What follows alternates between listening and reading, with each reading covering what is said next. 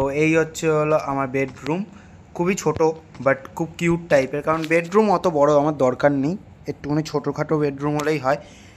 Dining রুমটা একটু বড় দরকার ছিল, কিন্তু এখানে একটা জিনিস হয়নি, সেটা হচ্ছিলো কিচেন সেট আপ, যেটা এখনও পর্যন্ত আমি রেডি করতে পারিনি, কারণ আমার জায়গা নেই কিচেন সেট আপ রেডি করার মতো।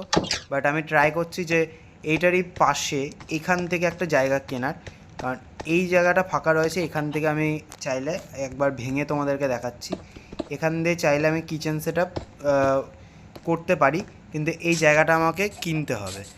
তার আগে এই জায়গাটাকে আমাকে কিনতে হবে, এই জায়গাটা পরবর্তীতে আমি ভাবছি কিনে নিয়ে এখানে একটা কিচেন সেট আপ করবো।